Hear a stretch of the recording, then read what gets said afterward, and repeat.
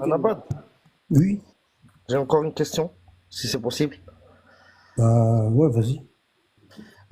Quand tu dis qu'en fait le Mahdi il est occulté, c'est-à-dire il fait partie min al-Mundarin.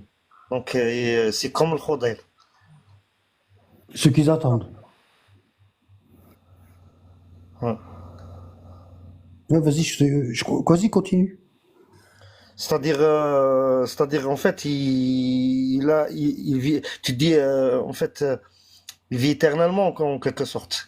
Tu dis qu'en fait il est parmi nous, mais il y a juste quelques personnes qui ont la chance de le voir en fait. Ouais. Le Mahdi, quand il est rentré dans la grotte d'occultation, il y avait à peu près 72 ans, 74 ans. Attends, je vais regarder. Ah, ça, il y avait dans les 70 ans. Regarde, hein. Ouais. Grotte, occultation. Bon, tu vois, occultation majeure. Bon, il te dit, en 329, le légiste, il est rentré dans la grande phase d'occultation majeure.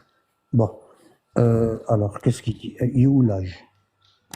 Ici, je vais regarder. Sahib Zaman, ici. euh,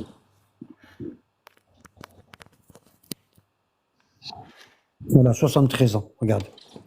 Quand il, quand il- quand il est rentré en grande occultation, il avait 73 ans, ici. Regarde. Hmm. D'accord? Ouais. Quel âge il aura quand il va revenir?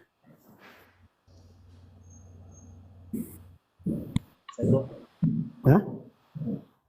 Plus jeune? Quel âge il aura quand il va revenir? 73 ans. 73 ans. Voilà. Il est dans un espace-temps où on vieillit pas, comme le Kheder. Comme le Khidr, ok. Ok. Il est avec le Kheder, justement. Ok. En fait, il y a quelqu'un qui m'a raconté une fois, à la Mecque, je sais pas si tu te souviens, il y avait une grande bousculade et il y avait plein de morts. Oui, je me souviens. Il y a eu plus de Ouais. 500 morts. Ouais. Ouais. Et en fait, je sais pas si c'est vrai ou pas. Il m'a dit qu'en fait ils l'ont fait exprès parce que il y a eu une rumeur comme quoi il était là. Non, Donc c'est en pas vrai. fait ils ont. Hum. Non, Je c'est pas sais pas vrai. si c'est vrai. C'est pas Hum. vrai. C'est pas vrai. Parce qu'il est là tous les ans, Ouais. hein. Ils le savent, hein. Lui, Et eux ils veulent le tuer en fait, même. Voilà. ils veulent le tuer. Bon, quand il va venir, ils vont dire c'est un shit. Déjà. Ouais. Déjà, les premiers qui vont l'attaquer, c'est les Ossouli, les chiites Ossouli. Quand ils vont leur dire que le Coran Ouais. que vous avez il est faux, hein, et je vous ai ramené le vrai Coran, ben les premiers qui vont l'attaquer, c'est les Ossouli. Et ça, c'est vrai, moi j'ai posé la question une fois à un sunnite. Je lui dis bah, si le Mahdi il sera chiite, est-ce que tu vas le suivre ou pas? Il m'a dit non. Donc c'est. Voilà, voilà, quoi, Ouais, ils attendent le mardi délinquant. Ouais. Non, mais après, sincèrement, avec les lives et les cours de Anabad, ça t'ouvre les yeux. Il y a quelqu'un, il m'a dit, il y a quelqu'un, la dernière vidéo que j'ai fait sur Abou Loulou, il y a quelqu'un, il m'a dit, t'abuses. Non, la vidéo que j'ai fait sur les pseudo-sunnites, ils attendent un Mahdi délinquant, repris de justice. Le gars, il m'a dit, t'abuses, mais oulala, là, c'est vrai. À chaque fois que les sunnites, ils ont eu un Mahdi, c'était un terroriste. À chaque fois. Regarde. Comme le Si dernier je qui a pris la t'appelle- prise de la si je- Kaaba, Bah oui. Kalachnikov. Ouais, le cousin de Johemel Utaibi, ceux qui ont fait la prise de la Mecque. Ben son beau-frère, il disait qu'il était le Mahdi. C'était un terroriste. Il y en a plein de Mahdi comme ça. Il y a eu le Mahdi Abbasside, regarde. Alors, attends. Tu vois, regarde. Regarde. Des faux Mahdi, il y en a eu plein. Regarde, c'était un barbare, lui, c'était un tyran. Regarde. Mahdi Abbasside. Regarde. Tu vois, regarde. Également connu sous son nom de reine, Laqab, el Mahdi. Né le 3, tu vois. Et le troisième calife abbasside, il succède à son père Al-Mansour, tu vois, mène une vie, une campagne victorieuse contre une rébellion au Khorasan, contre les chiites. El Mahdi fut proclamé calife alors que son père, Al-Mansour, était encore sur son lit de mort, tu vois. Mais son successeur désigné devait être son oncle Issa. Cet oncle avait été évincé par Al-Mansour au profit de Al-Mahdi, tu vois.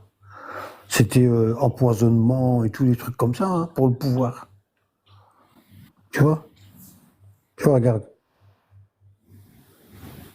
Et Issa a renoncé à son droit de succession. Son fils Moussa, tu vois, ils avaient même appelé comme, ils appelaient comme les descendants du prophète.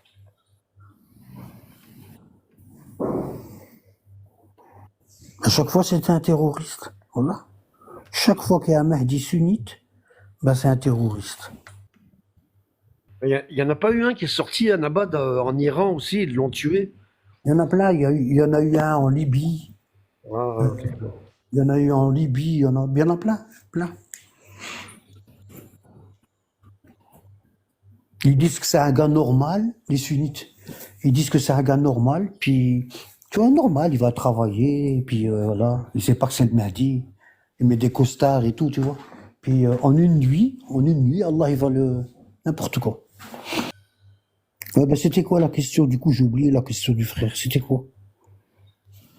Ouais, j'ai oublié ta question. C'est quoi ta question, Yoann?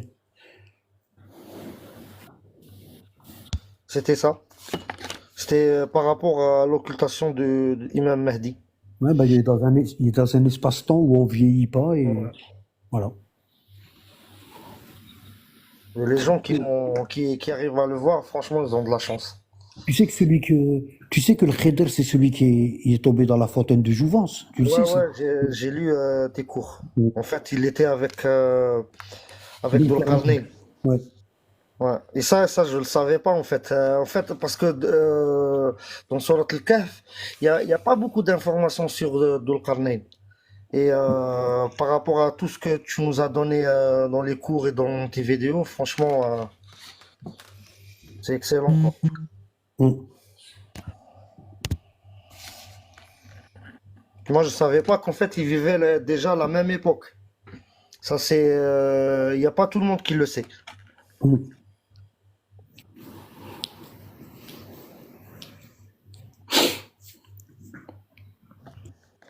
Ouais, merci. Merci, Anabat.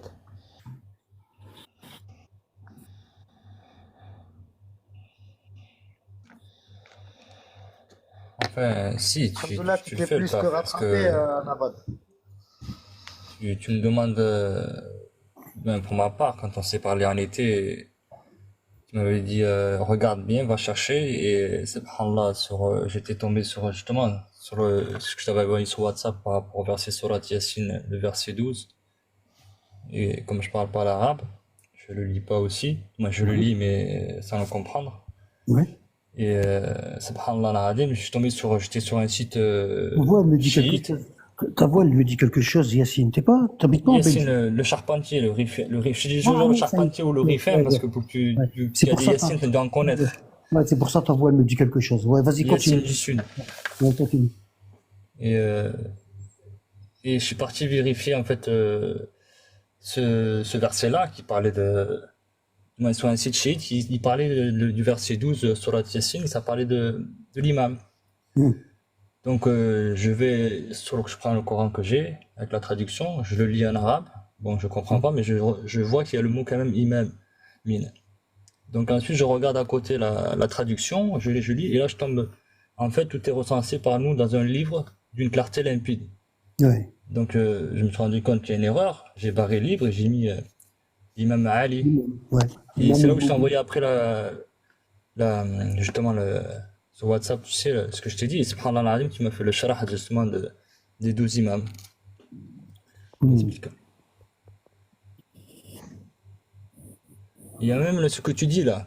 Si on vérifie bien plus haut sur un verset, j'ai trouvé sur le verset 7 de la Sourate Yassine, ce que tu dis dans tes cours, Ils traduisent toujours subhanallah, mais subhanallah, c'est fait sciemment en fait. C'est même pas fait Oui, si. par faute. Hein. C'est exprès pour embrouiller justement les non-arabisants comme nous et tout, qui veulent lire le Coran et le comprendre, mais pour essayer de le comprendre, donc il y a en français. Et il y a marqué Aktharihim, justement, il y a marqué la plupart, alors que ça devrait être la majorité. Aktar, oui, c'est beaucoup. Exactement, beaucoup. La majorité. Ben, c'est ce que tu vois là devant toi. 90% 85% de pseudo-sunnites et le reste, c'est des. Tu vois? Et même dans le reste, ceux qui sont chiites, il y a 13 groupes, 13, 12 qui sont à côté de la plaque. Tu vois? Alors imagine-toi combien que ça fait de pourcentage de ceux qui vont au paradis. Regarde, le, Subhanallah. le prophète il a commencé à faire la guerre à Quraysh, ses ennemis, lorsque les compagnons ils ont atteint le nombre de 313. D'accord. Ouais, 313. Bah aujourd'hui, là, à l'instant T, il n'y a pas 313 hommes qui sont dans le véritable islam sur Terre. Subhanallah. Parce que s'il y avait ces 313, le Mahdi, il sort de l'occultation.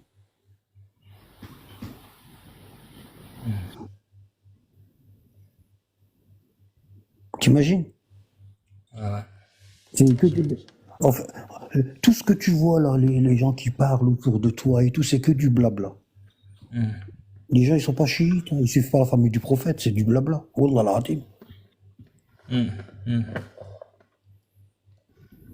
hum, Justement, tu vois, sur tes cours, machallah, que tu donnes même sur tes vidéos, quand tu expliques c'est quoi, Akhbari ou Soli, et, ben, pour ceux qui veulent suivre La personne Mskina, regarde là. Ça fait mal au cœur quand tu vois ça. Regarde Fat Ben, 78.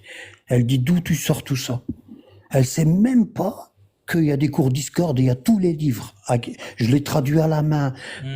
2 ans de travail, tu vois. Là, je suis arrivé à la 35e page de mon livre, aujourd'hui. C'est pour ça que je fais pas beaucoup de live et tout. Ouais. Ouais, le livre que je suis en train d'écrire, je suis à la 35e page. Ah, Ça me prend ça me prend tout le temps, tu vois. Parce que je le fais moi-même, t'as vu. Et je suis pas balèze dans Word. Tu vois.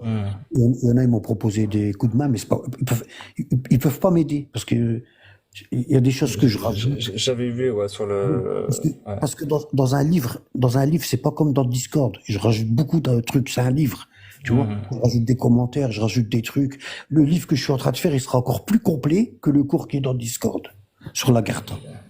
Ouais. D'accord. Ouais, et sur l'intelligence artificielle, tu avais fait justement Mm. une vidéo sur l'intelligence artificielle. Et, subhanallah, et des fois, j'utilise Google Traduction, comme je t'avais dit sur WhatsApp. Mm. Et subhanallah, la hawla wa la quwwata illa billah. Une fois, parce que pour voir vraiment comme quoi l'intelligence artificielle, c'est le diable, quoi.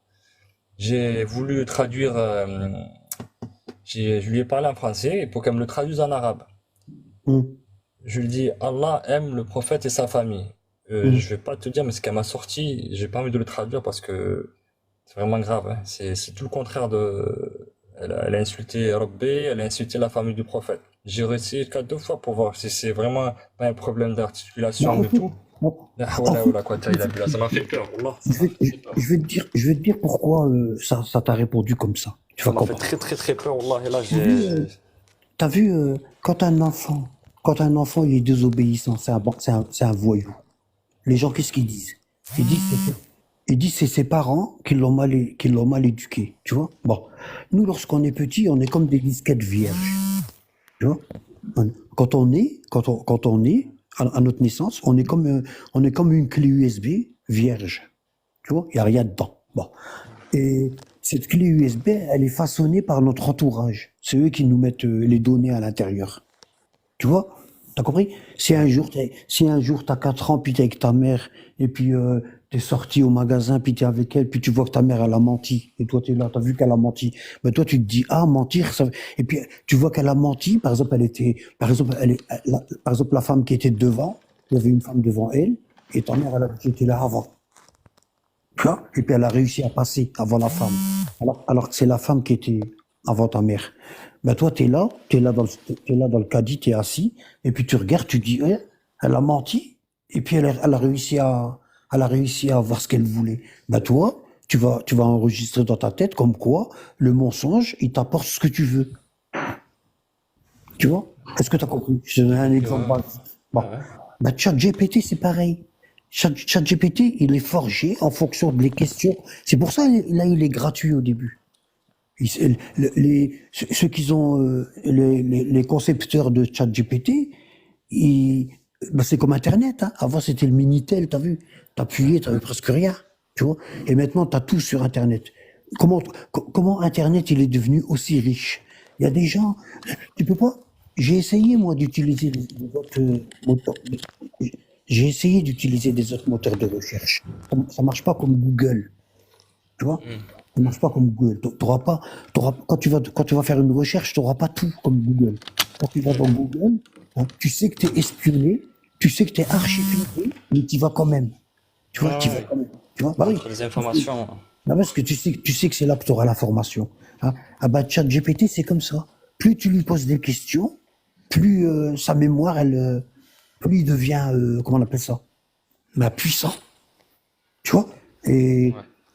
Et comme les gens, la majorité du globe terrestre, les gens ils sont mauvais, hein, pratiquement 99% du globe terrestre ils sont mauvais, bah Ah, ouais, c'est ça. ça va te donner un chat GPT mauvais, C'est pour ça voilà. qu'elle m'a répondu ça, du moins le Ouais, Google, l'application Google ouais, Traduction. ouais. Ah, ok. Ah oui, ah oui. Laisse tomber. Ah ouais. Ouais. Voilà, franchement, on arrivait bien bas. Voilà. C'est comme ça. Il est chat GPT, il a été créé à notre image, comme les chrétiens ils disent pour les hommes dans la Bible, à l'image Ah. de Dieu. Bah, chat GPT a été créé à notre image.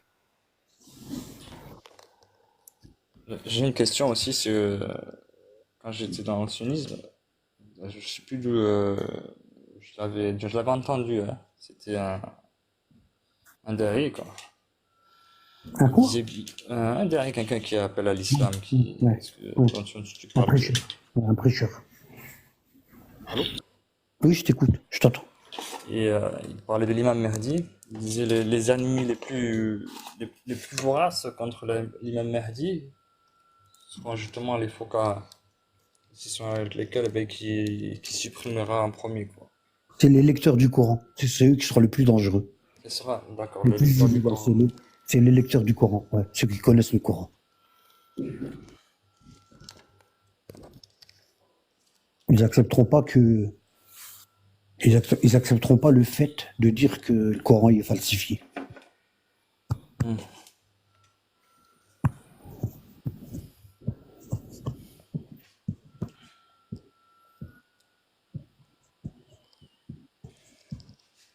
Tu vois, si le Coran n'avait pas été falsifié à la mort du prophète, bah, ce serait le contraire qui serait arrivé. Le destin, il serait différent. Ouais, Il y aurait 85% de croyants et tout le reste, ce serait des mécréants. Mais comme il a été falsifié, bah, c'est le contraire. T'as compris? Il y a 1, et quelques pourcents de croyants et tout le reste, c'est des à côté de la plaque. Pourquoi? Parce que c'est devenu tellement difficile de comprendre le Coran que les gens ils baissent les bras. Et puis parce que c'est des années de travail, frère, t'imagines? Pour essayer de comprendre les versets, pour aller chercher l'explication dans les livres, avec tous les tafsirs qu'il y a plus de 300, pour tomber sur le bon livre, la méthodologie pour arriver au bon livre, quel livre tu prends, qu'est-ce qu'il faut pas lire, qu'est-ce que tu dois accepter, qu'est-ce que tu dois pas accepter. C'est des années de travail, tu vois. Et alors qu'à la base, l'islam, c'est la religion de Dieu. Elle a été faite en sorte qu'elle soit accessible à tout le monde. D'accord? Et avec le temps, il y a eu tellement de califes qu'ils ont arnaqué, qu'ils ont volé, que l'islam c'est devenu compliqué. Hein? On est arrivé à un moment de l'histoire où on nous dit que il y a que les savants qui peuvent comprendre l'islam. Toi, t'es foutu. C'est ce qu'on nous dit. Tu vois? Voilà. C'est ce qu'on nous dit. On nous dit, toi, c'est même pas la peine, toi, c'est mort pour toi. T'es pas un savant, ferme ta gueule, assis-toi dans le coin, regarde et parle pas. T'as même pas le droit de parler. C'est ce qu'on nous disait, nous, quand on était... Tu vois?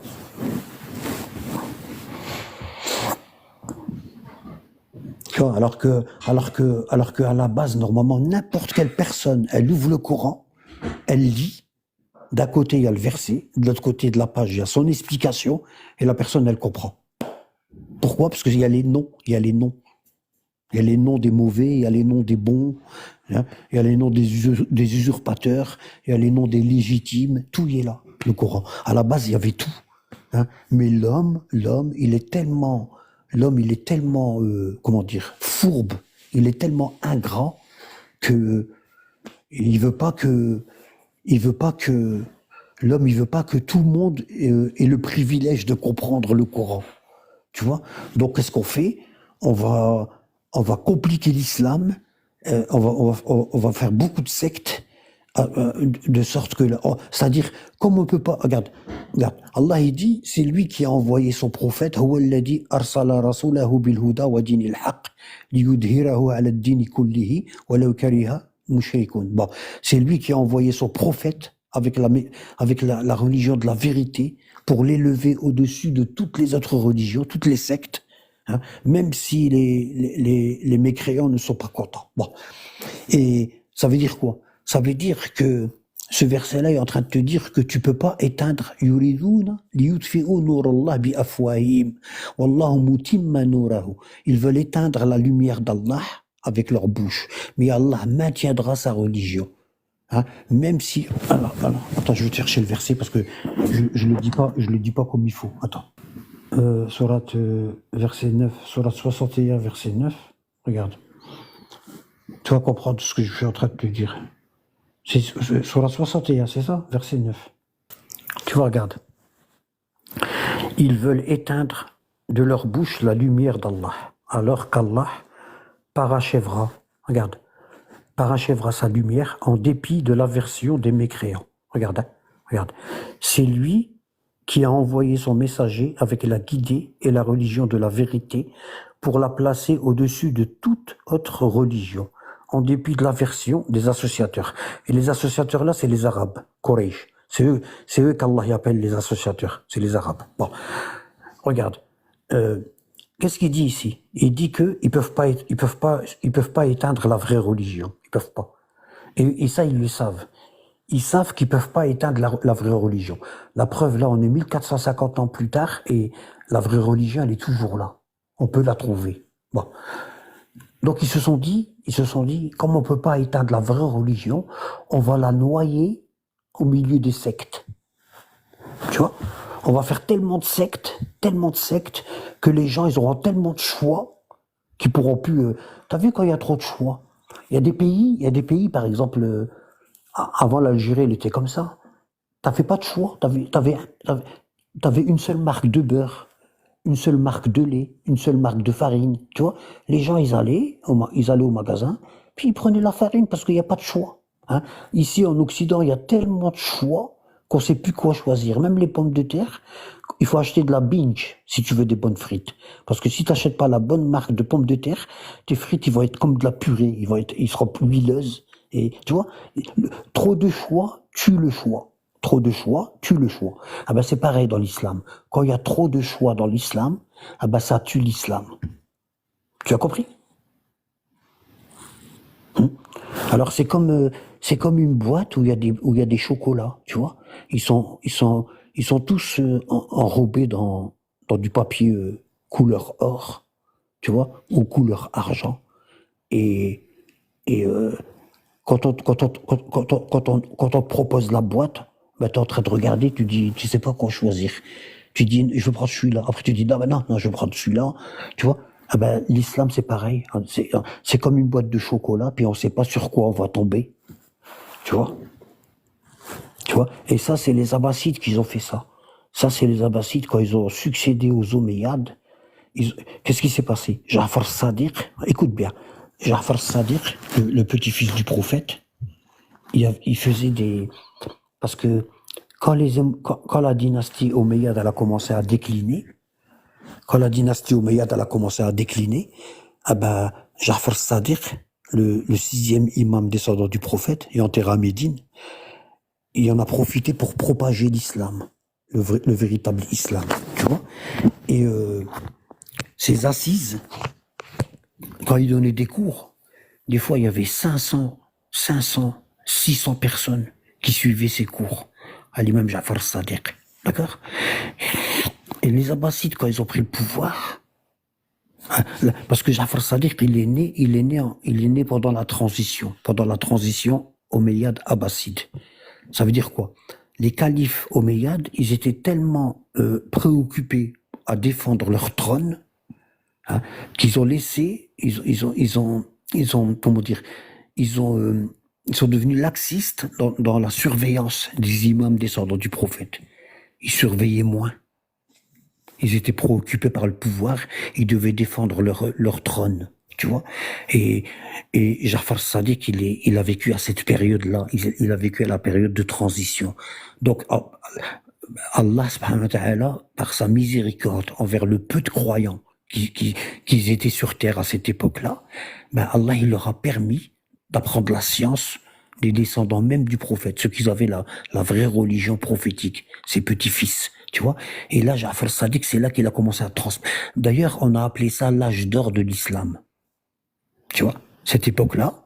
Hein, alors, Ja'far Sadiq, il avait des élèves dans tout, dans la chimie, dans l'alchimie, dans la cosmologie, tout ça. Il y avait des élèves dans tout, dans la médecine, tu vois. Et il venait de plusieurs contrées musulmanes pour aller étudier chez Ja'far Sadiq. Tu vois, même l'imam Malik, t'as vu, le premier imam des sunnites, c'était l'élève de Ja'far Sadiq, c'était son élève. Tu vois, et quand les Abbassides, ils ont battu les Omeyyades, et ils leur ont pris le pouvoir.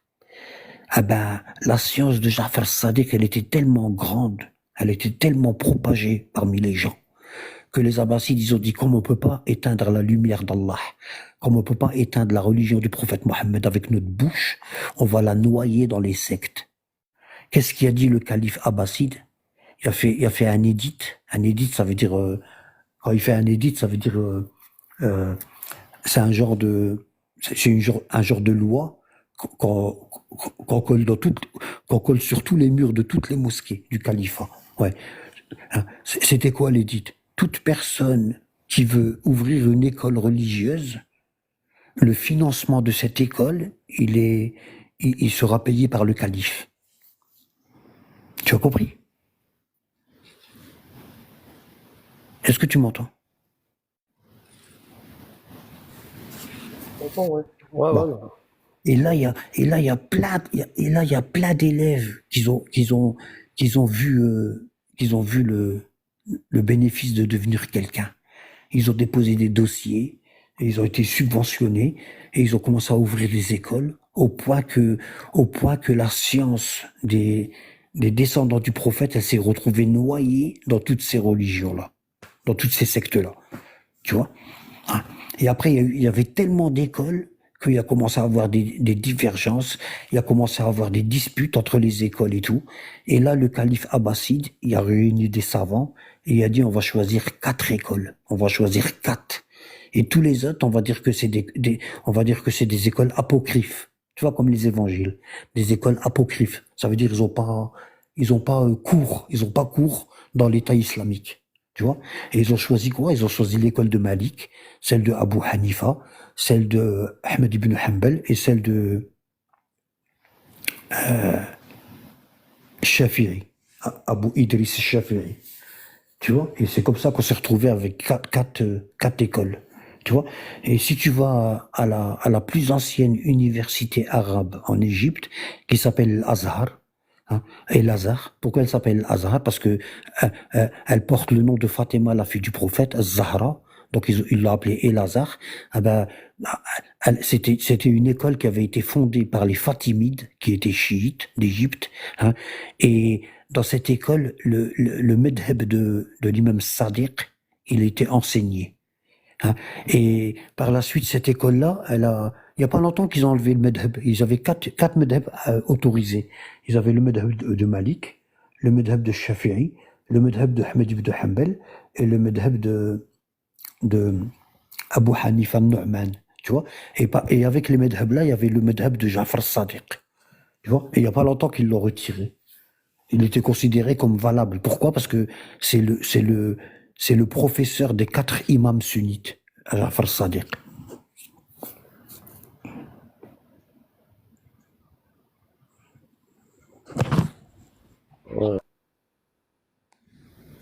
Non, c'est pas 9 écoles sunnites, Roya, Soussou. C'est pas 9 écoles sunnites, c'est 9 livres de hadith sunnites. Ils ont retenu 9 livres de hadith sunnites parmi les centaines qu'il y avait. Tu vois? Ils ont fait comme les chrétiens. T'as vu le hadith où le prophète il dit ستتبعون سنن من قبلكم شبرا بشبرا وذراعا بذراع حتى لو سلكوا في جحر ذب لسلكتموه قالوا يا رسول الله من قبلنا اليهود والنصارى قال فمن. Vous allez suivre les peuples qui vous ont devancé, empan par empan, coudé par coudé. Même s'ils rentrent dans le trou d'un lézard, vous allez rentrer derrière eux. Et les compagnons ont dit, ô messager de Dieu, de qui parles-tu? Des juifs et des chrétiens? Il leur a dit, et de qui croyez-vous que je parle? Vous allez faire comme eux. Hein. Il y a eu en 325, le prophète il est né en 570 de l'ère chrétienne. Il est né la même année où Sainte Sophie elle a été construite. Regarde, Sainte Sophie, la basilique. Elle se trouve à Istanbul. Ça c'était une église. Ça c'était une église. C'était une église, elle a été construite par Constantin. D'accord? Constantin. Bon.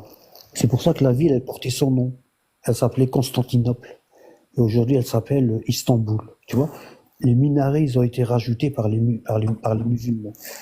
Il n'y avait pas de minarets. Ils ont été rajoutés. Bon. Ah bah, tu vois, cette église-là, une mosquée, bah, elle a l'âge du prophète Mohammed. Elle a commencé à être construite la même année de la naissance du prophète. Pourquoi je te dis ça? Parce qu'en 325, il y a eu le concile de Nicée. Le premier concile des chrétiens. Qu'est-ce qui a fait Constantin? Constantin, il a dit, les chrétiens sont tellement divisés sur le dogme de la religion chrétienne, le dogme, c'est-à-dire la nature, ce que nous on appelle le tawhid. D'accord? Le tawhid, c'est la base de la religion. D'accord? Bon. Et Constantin, il a constaté, tu vois, tu vois, ça, subhanallah, le lapsus, t'as vu? Constantin, il a constaté qu'il y avait beaucoup de sectes chrétiennes et ils n'arrivaient pas à se mettre d'accord. Regarde, t'as vu? Là, il y a toutes les obédiences chrétiennes. Il y a les coptes, il y a les syriaques, il y a les catholiques, il y a les protestants, il y a tout. Ils sont tous là. Il n'y a pas les protestants. Parce que les protestants, c'est venu bien après. Bon. À cela, il y a toutes les obédiences, toutes les sectes chrétiennes. En 325, c'est-à-dire, à peu près, le prophète est né en 570, à peu près 220 ans avant la naissance du prophète. D'accord? Constantin y a réuni, le clergé chrétien pour se mettre d'accord sur le dogme, c'est-à-dire la nature de Jésus. Est-ce que Jésus c'est le Verbe qui s'est fait chair, ou est-ce que Jésus c'est Dieu sur terre, ou est-ce que Jésus c'est le Fils de Dieu, ou est-ce que Jésus c'est un prophète, tu vois, sur le dogme, d'accord? Et ils n'ont pas réussi à se mettre d'accord, tu vois. Bon. Et là, ils ont choisi 4 évangiles, celle de Jean, celle de Luc, celle de Marc et celle de Matthieu, tu vois. Ah ben, les musulmans, à l'époque des Abbassides, ils ont fait la même chose. Ils ont choisi 4 écoles, comme les chrétiens. Ils ont dit, comment on va faire? Ils ont dit, ben, on fait comme les chrétiens. Ils ont sélectionné 4 écoles. On va en sélectionner 4. Et puis, on va dire que c'est les 4 là qui sont valables. Tu vois, et toute personne qui n'est pas dans ces 4 écoles-là, on va la traiter d'hérétique. Hérétique, ça veut dire mécréant. C'est comme ça qu'on s'est retrouvé avec 4 écoles, comme les 4 évangiles. Je peux te poser une question, s'il vous plaît, Anabad? Bah oui, Ouais. Comment ça se fait que si on parle plus de sunnites, on parle que entre chiites? Comment ça se fait qu'on s'est tant divisé comme ça? Comment ça se fait que voilà, nous on croit à la falsification et la majorité et tout ça n'y croient pas? J'ai fait un truc sur ça. J'ai fait un petit document sur ça que j'ai mis dans le live. Tu vois? Je sais pas si je vais l'avoir ici. Tu vois, j'ai fait un truc que j'ai mis dans un petit live et la vidéo, je l'ai postée sur YouTube. Et en gros, ça dit ça. Regarde. Je vais regarder si je retrouve ce que j'ai fait. C'est important. Tu vois, ici, dans Images, normalement, je devrais retrouver parce que je l'ai pas encore effacé. Tu vois, ça, c'est tous les trucs de mes cours, tu vois. Regarde. Tout ce que j'utilise pour faire mes cours, tu vois. Regarde. Les versets, les livres, tu vois. C'est resté. C'est. Mais je veux dire, toi, quand tu recherches ta religion, voilà, ça fait longtemps Bon, que tu cherches et tout ça, d'accord. comme tu ne Regarde. crois pas, tu fais un peu de Regarde, tri. regarde. Tu fais un peu de tri, Yak. Tu l'as vu, ça? La croyance et la falsification. Bon. Ouais, ouais, j'ai vu les cours de falsification, ouais. Non, regarde. Le schisme, le schisme primitif, y croyant à la falsification du Coran. Comment les savants anciens, y croyant à la falsification du Coran, comment ils en sont arrivés à dire que le Coran n'est pas falsifié? Et là, je suis en train de, Ouais, ça m'intrigue, voilà. et là, je suis en train d'expliquer chronologiquement comment les chiites, ils en sont arrivés à dire que le Coran n'est pas falsifié. Regarde, Tu as publié ça sur YouTube, t'en avais fait 4. ouais, j'en ai fait 4. T'as vu le gars, il suit. Ouais, ouais, c'est ça. T'as vu, il suit le gars. Regarde. Je vais t'en lire un petit peu. Regarde, je vais t'en lire un petit peu. Mais c'est parce qu'il y a tellement de cours à Roya que voilà, parfois. Ah, il faut que j'en fais moins alors. Mais Ah non, non, parce pas que du tout, hein. Pas du tout, Roya. Mais Mais il faut alors, du temps, tu vois. pourquoi j'arrive pas à le tourner? Oh, c'est bizarre, j'arrive pas à le tourner. ouais, ça le fait des fois sur le smartphone. J'aime bien, ça me le fait des fois. Faut le mettre sur rotation. Même si des fois il y est, ça veut pas des fois. Mais je l'ai mis, il veut pas. Oui, mais je veux dire, Annabad, il y a quand même, par exemple, toi, dans tes recherches, avec tous les livres chiites qu'on a sur sur les Ahlul Bayt, eh ben, tu t'arrives à trouver le vrai et le faux.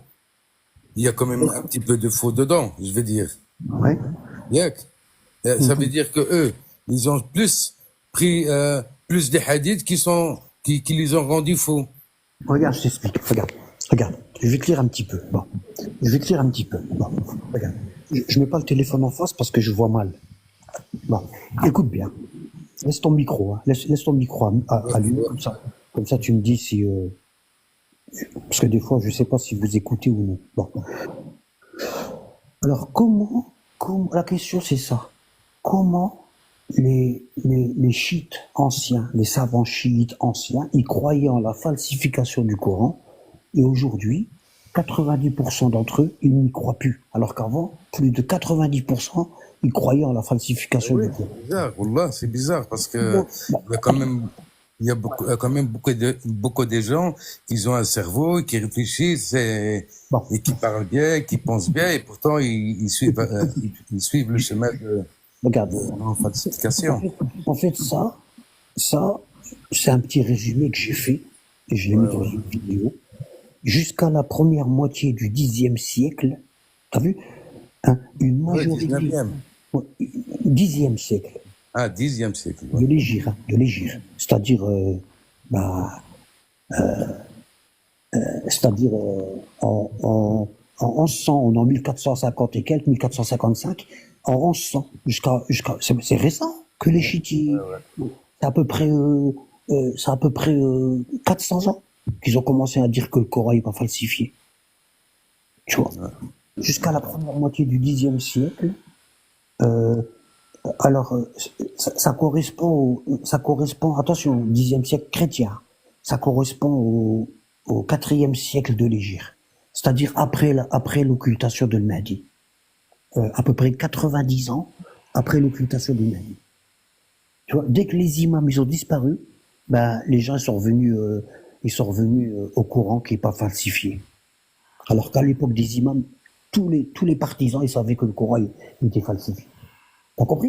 Ouais, ouais, ouais. Donc c'est IVe siècle. Et la grande occultation, elle a eu lieu en 329. Tu vois, de l'imam Mahdi. Elle a disparu complètement en 329.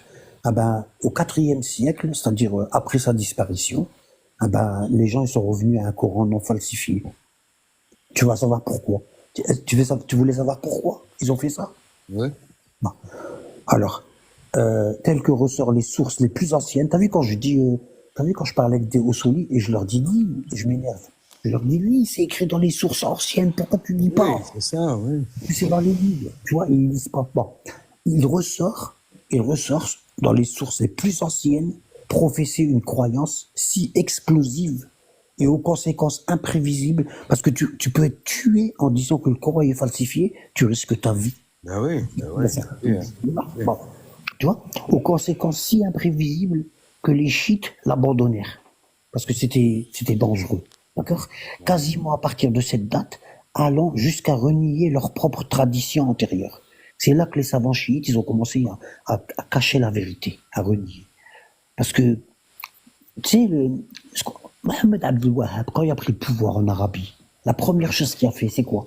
Il y a des, il y a des- Massacre, celui-là. non, la première chose qu'il a fait, ouais, c'est ça. La première chose qu'il a fait, Des gros massacres. il y a démoli le mausolée des 4 imams qui sont enterrés à Médine. Il y en a 4 à Médine, hein, au cimetière à côté de la mosquée du prophète. Ben, la première chose qu'il a fait, c'est qu'il a démoli leur tombe. Tu vois? Il y avait même des chiites qui vivaient là-bas à cette époque de Mohammed ibn Abdel Wahhab. Il y en avait beaucoup en Exactement. Arabie. Tu vois? Et après, qu'est-ce qu'il a fait? Qu'est-ce qu'il a fait Abdel Wahhab? Il est parti à Karbala. Et là-bas, il a fait un massacre, il a tué les chiites. Où est-ce que le Hussein est enterré? Hein? T'as compris? Et il a démoli la mosquée. Où est-ce que le Hussein est enterré? Tu vois? Et c'est pour ça que. Et ça a toujours été comme ça. Quand il y a eu Abou Bakr al-Baghdadi, là, il n'y a pas longtemps, bah, lui aussi, il a fait des ravages à Mossoul. Il est parti en Irak. Il a fait des ravages. Ils ont tué des chiites comme pas possible. Wallah. Des explosions dans les talibans en Afghanistan, quand ils sont arrivés au pouvoir. Leurs premiers ennemis, c'était quoi? C'était les chiites. Tu vois? Hein. Et c'est pour ça que les autorités iraniennes, quand ils ont fait l'État islamique, chiite, ben, ils ont commencé. La première chose, regarde, dès que l'Iran elle a fait l'État islamique chiite, Saddam Hussein il lui est tombé dessus, les sunnites. La guerre, elle a duré 10 ans. Tu sais combien il y a eu? Il y a eu 1 million de martyrs en Iran. 1 million. Tu vois? Oui, mais du coup, alors, eux, ils suivent quand même les livres que toi tu suis. Hein? Ils suivent les mêmes livres que toi tu suis. Ouais, mais ils disent, tu sais, la taqiyya, elle a bon dos. Tu vois? Elle a bon dos, la taqiyya. Ouais. Euh, ils ont un hadith, ils ont un hadith qu'ils utilisent souvent. Ils disent que l'imam Ja'far Sadiq a dit, celui qui ne donne pas foi en la taqiyya ne fait pas partie de nous, les Ahl al-Bayt.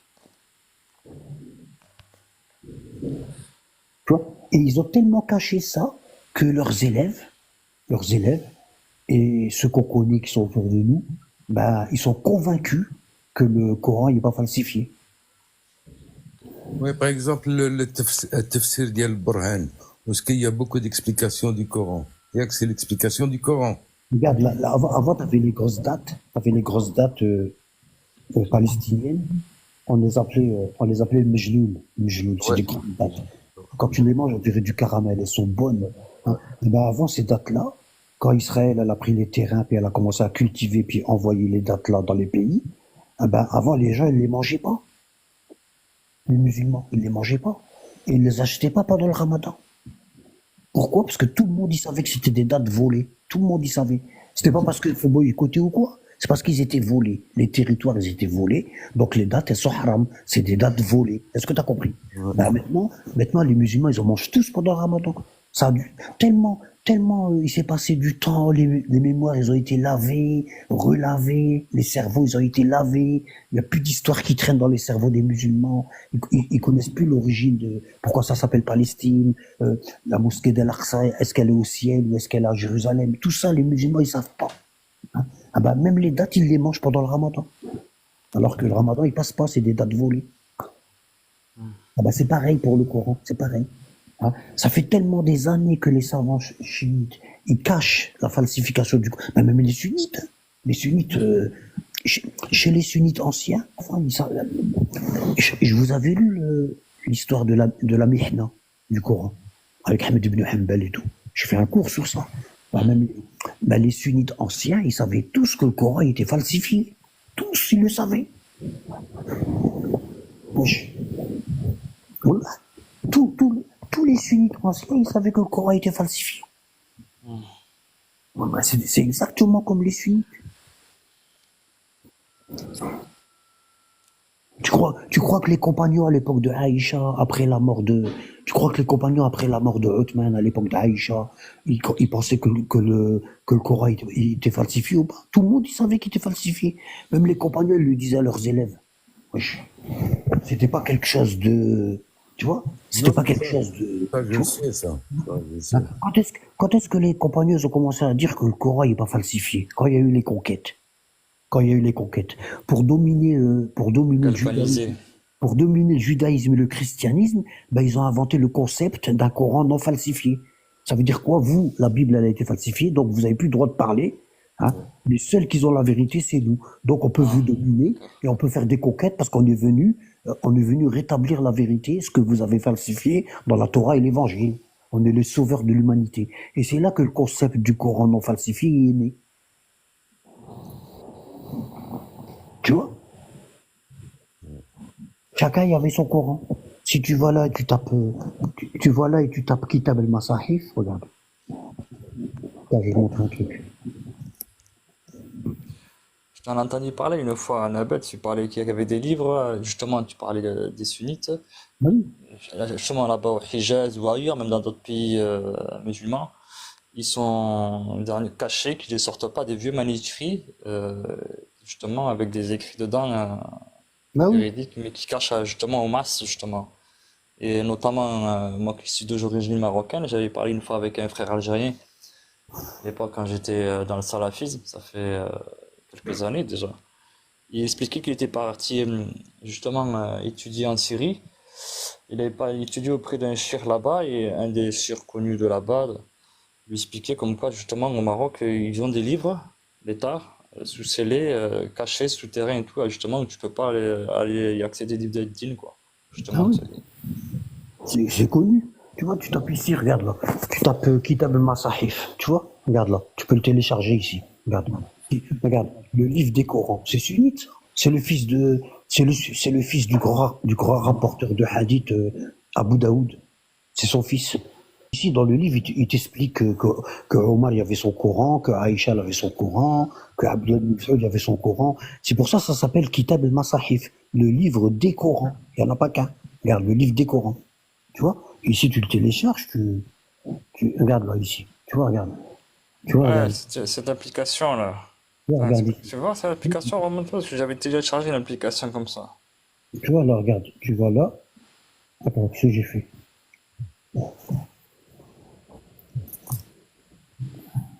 Ils mettent pas tout en plus les hadiths sur ces applications parce que j'ai fait des recherches de hadiths sur les Ahl al-Bayt. Tu vois là, Dans ces livres sunnites, il y a des fois regarde, des chapitres où ils sont inexistants.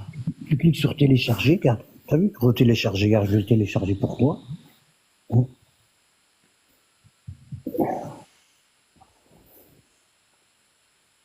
Ici, il dit tout, une version, Comme ça, tu veux dire un livre comme ça, d'accord. oui, ça s'appelle le livre des Corans. Et il y a tous les hadiths sur la falsification du Coran. C'est sunnite. Tu vois ici. Regarde, il y a le Coran regarde ici. Comme ça. Et là, ça tourne, t'as vu? Alors, regarde. Ici, t'as la table de matière. Euh,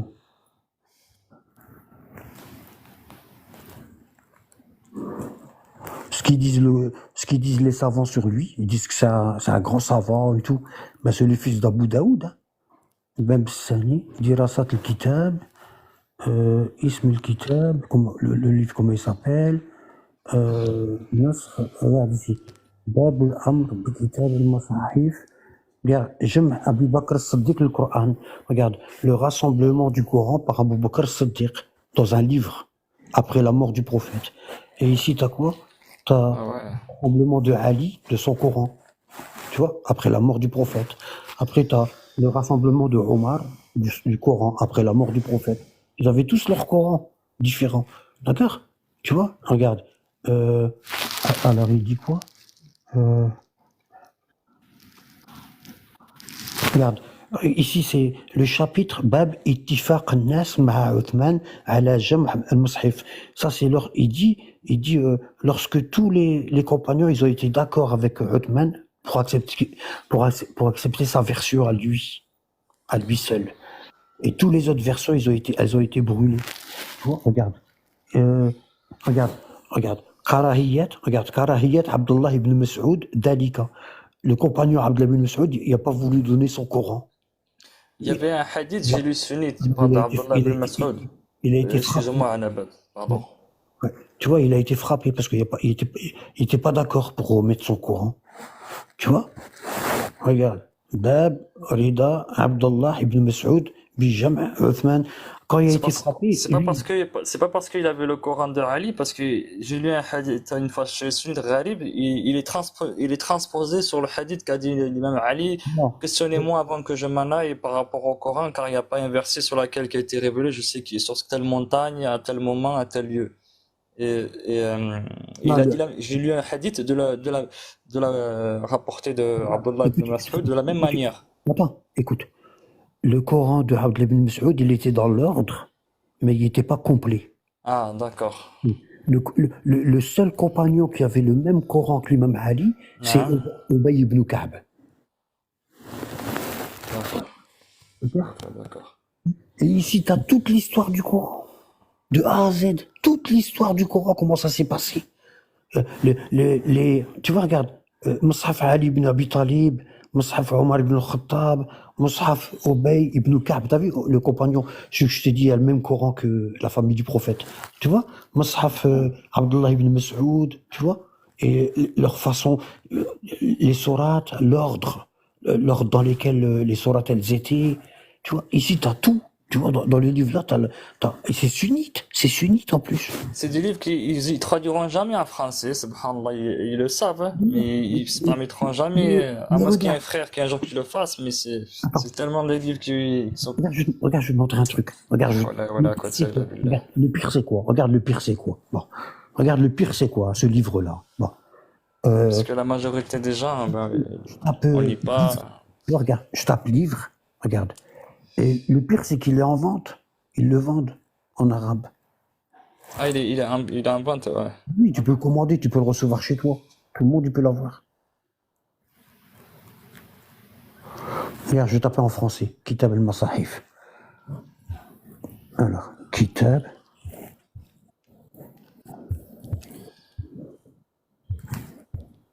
C'est pour ça ils me font marrer les ossolis quand ils viennent, ils essaient de cacher le soleil avec leurs doigts. Tu vois, Tu les traites de menteurs à chaque fois, regarde, oui. regarde, 39 euros, regarde, 40 39 euros, regarde. Hein? Ouais, tu peux le commander, regarde, pour 39 euros, tu le commandes, 40 euros. Regarde, tu vas dans la librairie, c'est salafiste ça, c'est les salafistes. Et puis tu le télécharges, tu le commandes, tu payes 39 euros, puis tu l'as chez toi. Il y a la Fatiha d'Omar. Tu sais que même la Fatiha, tu sais que même la sourate al-Fatiha, ils la lisaient pas tous pareil. Ah, là, voilà, quoi, t'as la billah. Voilà. Alors, regarde, par exemple, je vais te donner un exemple, regarde. Je vais te donner un exemple. Et ça, c'est sunnite, mais ils te le diront jamais, tu vois. Ils vont te dire non, le Coran n'est pas falsifié, tu vois. Des rudes menteurs. Plus menteurs que eux. C'est pour ça que j'arrive pas à discuter avec eux. Dès que la personne, elle commence à mentir, je dis c'est mort, c'est pas la peine. Voilà, ça sert à rien. J'ai Ça vu sert comment à tu rien. réagis, t'as raison. Après, ouais, comment tu veux discuter avec quelqu'un qui raisonne pas, qui ment direct, quoi. Tu vois, regarde. Bab, ici. Regarde. Ici. Bab, ikhtilaf, masahif. Tu vois, Sahaba. Le livre de la divergence des Corans, des compagnons. Ils n'avaient pas les mêmes Corans. Tu vois, ils ont divergé. Mus'haf Omar. Regarde, le Mus'haf, le Coran de Omar. Regarde. Je vais aller ici, à la page. Regarde, je vais te montrer le Coran de Omar. Regarde. À la page 284. Regarde. Omar, il connaissait rien du Coran. Ouais, Quand j'étais dans le Salafine, j'avais lu qu'il avait appris, pour apprendre quoi, Surat al-Baqarah, il disait qu'il avait pris 8 ans pour l'apprendre. Non, même ça, c'est pas vrai, c'est faux. C'est pas vrai, ça, c'est faux. Non, c'est pas vrai, c'est faux. Ouais, parce qu'on disait derrière tout ça que Oui, il lui a oui, fallu 8 ans parce que il suivait le comportement. je vais parler en même temps que je cherche, du coup, j'ai oublié les numéros de page. Bon, j'ai dit combien? 284. C'était quelle page? Tu vois, vous m'avez fait perdre. Ah, regarde. Ouais, regarde. Le Coran de Omar. ibn al-Khattab. Regarde. Tu vois, regarde. مصحف عمر ibn al-Khattab. Bah. حدثنا عبد الله يحيى قال أبا ابن عمر ابن أخي قال قلت لعبد الرحمن بن الأسود j'ai dit à Abdurrahman ibn al-Aswad innaka taqra.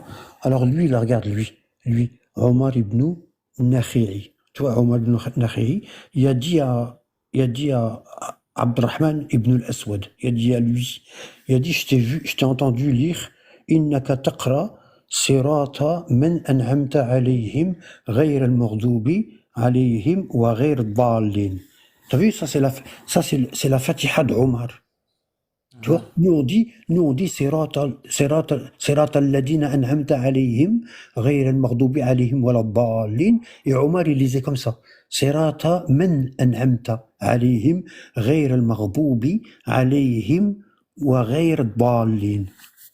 T'as vu la Fatiha comment il la lisait Omar? Ouais. Shuf, subhanallah. Ouais. C'est dans leur propre livre, subhanallah, et ils viennent te raconter des salades après. Alors regarde, attends, ici. D'accord, ici, regarde. حدثنا عبد الله etc. أبو معاوية الأعمش. الأعمش c'était un des élèves de Aïcha. Ici, tu vois, الأعمش. Bon, عن إبراهيم عن الأسود النخعي. الأسود aussi c'est un élève de Aïcha. عن عمر أنه كان يقول. Omar il disait ça, regarde. Il disait مالك يوم الدين. Hein? وكان يقرأ صراط من أنعمت عليهم غير المغضوب عليهم وغير الضالين. Et il dirigeait la prière des gens avec ça, avec cette Fatiha là. Punaise. Tu vois? Alors, tu vois, et c'est que des grands rapporteurs thiqat, des grands. Tu vois ça, l'Aswad, Nakha'i, c'est Rijal Je les al-Bukhari. connais, d'accord. Ouais, Comment? c'est Rijal al-Bukhari, les hommes de Bukhari. Ils sont dans le... Ouais, ils sont les plus authentiques chez les sunnites. Alors regarde, Haddathana, tu vois, et il y a plein de, il n'y a pas qu'une seule source. Regarde ici, Omar il disait, Sirata man an'amta alayhim ghayr al-maghdubi alayhim wa ghayr dhalin. Tu vois? Alors que nous on dit, Sirata alladina an'amta alayhim ghayr al-maghdubi alayhim wa dhalin. Et lui il disait pas comme nous. Tu vois? Bon. Tu vois, nous on dit غير المغضوب عليهم ولا الضالين. Et Omar il disait غير المغضوب عليهم وغير الضالين.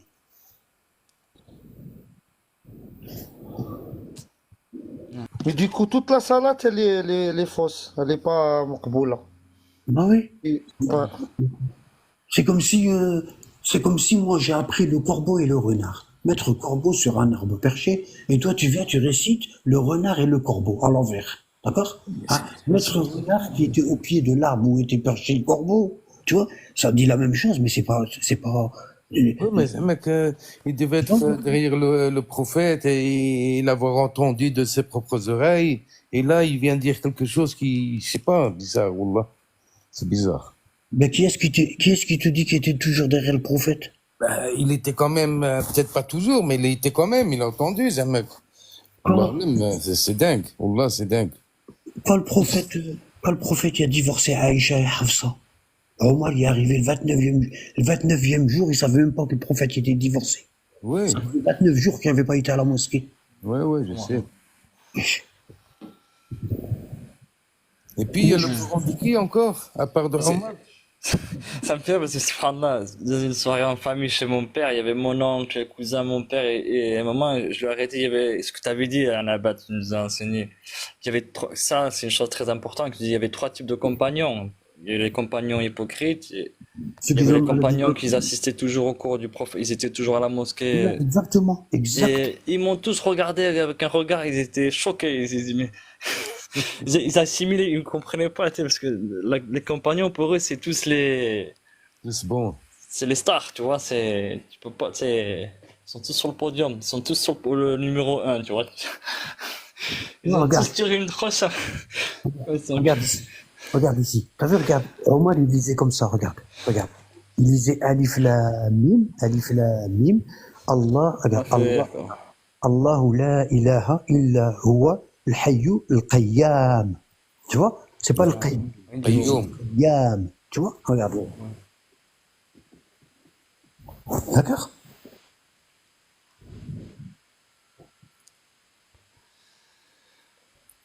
Voilà, quoi de ça, il a. Regarde ici. Il dit, أخبرني سليمان عن عتيق أو ابن أبي عتيق أن عمر بن الخطاب قرأ في صلاة الصبح سورة آل عمران وقرأ ألف لام ميم الله لا إله إلا هو الحي القيام. T'as vu? Il a lu ça à la prière du matin. Au lieu de dire Allahu la ilaha illa huwa al-hayy al-qayyum, lui a lu al-qayyam. Allah. Et je peux vous en dire plein comme ça. Plein. Bizarre, Allah. Allah, c'est vraiment. Et il y a même les chaînes de transmission. Comment? Regarde, le Coran. Regarde la chaîne de transmission du Coran transmis par Omar. Tu vois? Ça c'est Omar, d'accord? Il a. Tu vois, Abdullah ibn Mas'ud, regarde ici. Abdurrahman ibn Hatib, tu vois? Il y a la chaîne de transmission du Coran de Omar. Ici. Si.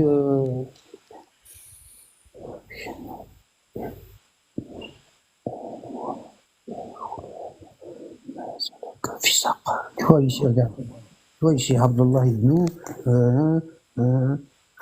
Sufyan عن عمه سمع ابن الزبير يقرأ tu vois في جنات يتساءلون يا فلان tu vois يا فلان regarde oh un tel ça y est pas dans le non ça y est pas dans le verset qu'on a aujourd'hui ما سلكك في سقر comment ça se fait que tu es dans l'enfer de Saqar tu vois il y a plein de versets qui lisaient pas pareil plein wesh.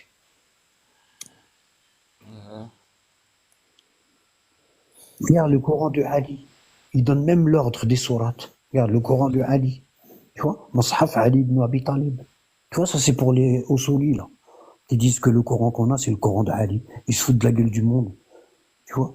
Regarde le Coran de Obey ibn Ka'ab. Regarde le Coran de Obey. Regarde. Dans la vidéo que tu as fait sur les 4 feuilles dactylographie que tu as fait, que tu as présenté sur YouTube, là, justement sur le schisme primitif.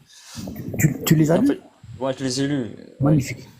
Et en fait, subhanallah, les Ossolis, en fait, c'est toujours une question de dénia. Les gens choisissent la dénia et tu vois, Oui, c'est pour contenter en fait. C'est toujours pour contenter, oui, tu sais, pour faire plaisir. Alors qu'il n'y a pas de faire plaisir. Gharas à gharas, comme on dit en Amérique, c'est tout. C'est droit, c'est tout. Il y a pas, on cherche pas. Et c'est comme si, tu vois, ils savent, mais ils veulent pas, tu vois. Moi, regarde, tu vois, regarde. Allah, il dit, regarde, écoute bien. Allah, il dit, Man yahdihillahi fala mudilla lah, wa man yudlil fala hadiya lah. Celui qu'Allah guide, personne ne peut l'égarer. Et celui qu'Allah égare, personne ne peut le guider. Moi, j'ai entendu des Ossolis parler sur moi, et ils disaient, Anabat, c'est grave ce qu'il est en train de faire. Il est en train de fuir, il est en train de faire fuir les musulmans. Tu vois, eux, ils comptent comme ça.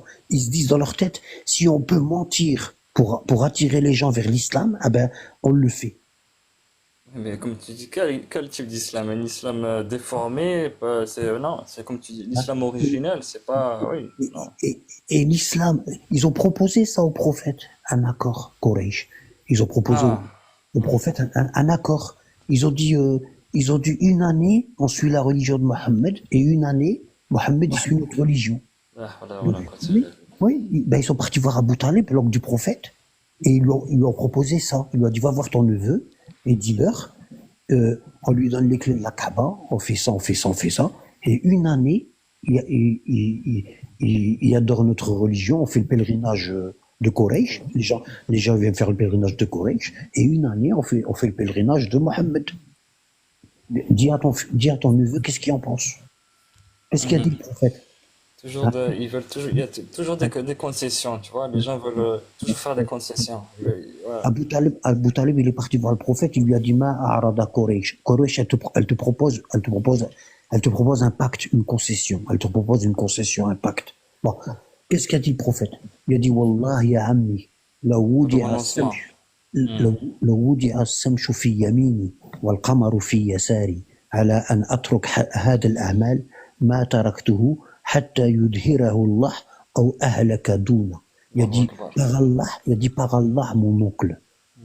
Si Quraysh, il m'avait mis le soleil sur ma main droite et la lune sur ma main, ça veut dire que je fais la pluie et le beau temps. Si Quraysh m'avait mis le soleil sur ma main droite et la lune sur ma main gauche, afin que je lâche cette religion-là, l'islam, je ne la lâcherai pas.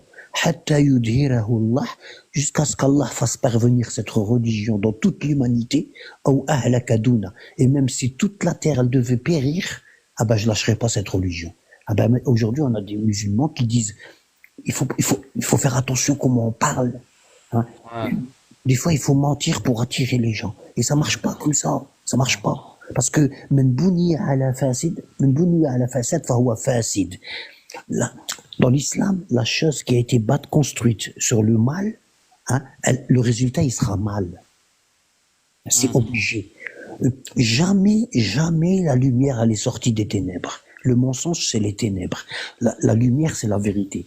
Jamais la lumière, elle sort des ténèbres. Jamais. Tu peux pas guider les gens avec des mensonges.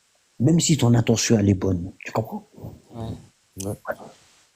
Quand tu mens, tu dis que le Coran n'est pas falsifié, tu fais encore plus de dégâts que si tu disais oui, il est falsifié, mais attendez, je vais vous expliquer. Tu vois, moi, c'est ce que je fais. Je dis aux gens, oui, il est falsifié, mais attends, je vais t'expliquer. Ah, et des fois, tu laisses même pas le temps de t'expliquer. Et comme tu dis, après, c'est des menteurs, parce qu'ils acceptent, ils viennent par arrogance, alors qu'il suffit juste de raisonner, d'écouter. Parce que toutes leurs argumentations, c'est leur avis personnel. Tu vois, il va te lire le verset et il va te dire un abat. Le verset là, c'est ça que ça veut dire. Oui, mais ça, tu l'as sorti de ta tête. Tu l'as pris d'où ça? C'est l'explication que tu es en train de donner, c'est la tienne. Non. Pourquoi tu te fous de la gueule du monde? Non, toutes les explications que tu donnes, subhanallah, mashallah, pour le travail que tu fais, Rabbi yajzik bil khair. Surtout, en plus, tu connais voilà, tu as un certain âge, et voilà, et depuis longtemps, c'est pour ça que tu dis, je sais ce que c'est le sunnisme, t'as parcouru, voilà, t'en as fait du parcours dans les sectes, tout ça. Et donc, tu reconnais de suite la personne quand elle parle, de quelle tendance, dans quelle elle était ou dans quelle elle est. Donc, de suite, subhanallah, tu la fais pas à l'envers, comme tu dis, hein, mashallah. Mais moi, je comprends pas pourquoi les gens, ils veulent monter avec toi, ils parlent, ils arrivent comme ça, et je sais pas. Salam alaikum, islam.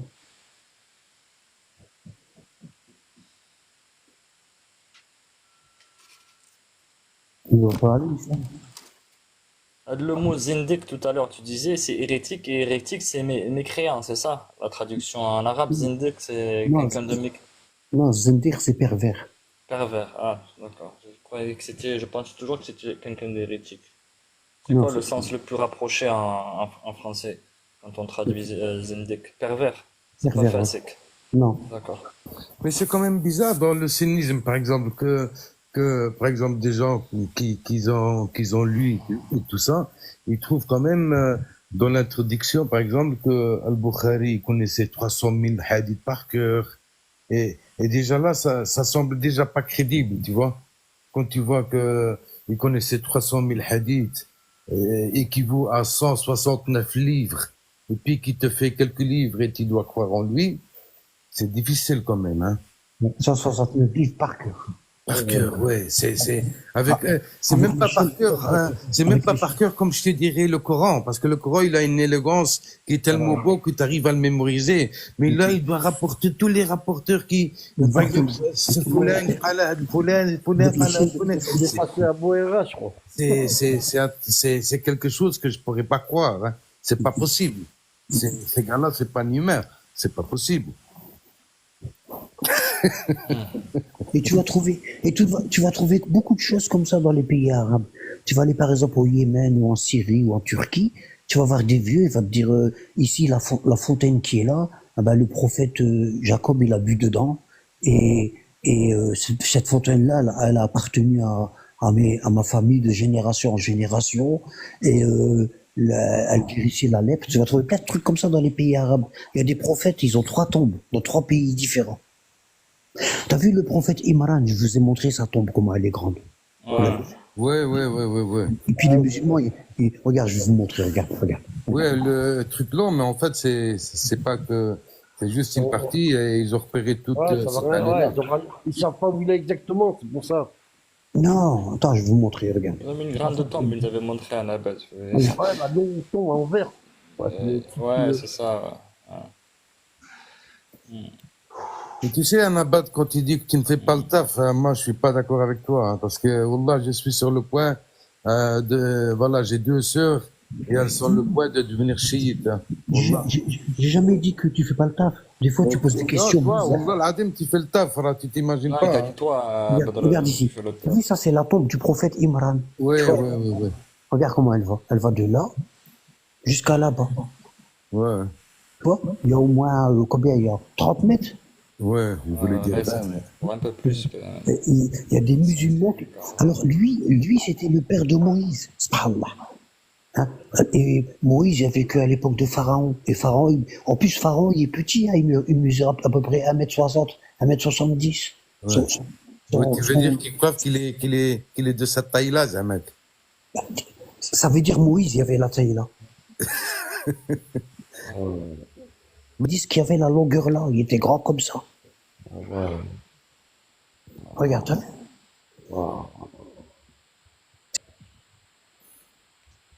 La famille de l'époque de la famille Regarde, d'Imran, qui était rien que contre. rien que la tombe de Job. Regarde, ça c'est la tombe de Job. Regarde. Tu vois, regarde, regarde la tombe de Job. Regarde comment elle est petite. Tu vois, ça c'est le prophète Ayoub. Tu vois. Bon. Tu vois pas celle de Imran, comment elle est, frère. Hein, regarde. Oui, c'est logique. Hein. Tu vois. Annabelle, j'ai une question. Je me suis toujours posé la question, quel est l'arbre maudit justement, chez les Bani Israël, parce que c'est comme une histoire de famille. Il y a une famille qui est bénie, et dans la même famille qui est bénie, il y a toujours une aussi de la même famille, mais qui est l'autre maudite. Comme les Umayya, les Hachemites, c'est la même Ouais. famille, mais qui descend Ouais. du même père, mais pas de la Ouais. même mère. Ouais. Et de l'époque des Bani Israël, on a le nom de famille, ouais, la tribu, justement, tous ces rabbins là qui étaient à la mosquée de Jérusalem, au temple là, qui étaient contre justement Imran et tous les Là, restes. c'était le frère de Jacob, Ésaü. D'accord, Ésaü, la famille de. D'accord. Cette descendance-là, d'accord. Oui, c'est sa Qui descendance-là est qui. ennemi justement de la famille d'Imran, ok. Merci. Barakallahu fik. Je posais cette question, d'accord, c'est Ésaü. C'est dans la Bible, c'est marqué. Bah oui, ils appellent ça Édom. Édom, Ils avaient une ville, ouais, où est-ce qu'ils étaient installés, les Édomites. Regarde. Tu vois, c'est en Palestine, c'est en Israël, regarde. Moi, j'aime pas dire, Palestine parce que c'est une, les Palestiniens, c'était des mécréants, tu vois, j'aime pas dire Palestine. Tu vois, regarde. Selon la Bible, tu vois, l'ancêtre fondateur des Édomites, c'est un peuple mécréant. Regarde, et Ésaü, le frère de Jacob, tu vois. Ils ont combattu les Israélites. Regarde, Édom est présenté allégoriquement comme l'ennemi héréditaire du peuple juif, et toujours identifié avec l'Empire romain. Les rabbins aujourd'hui, ils disent que Édom, c'est l'Empire romain.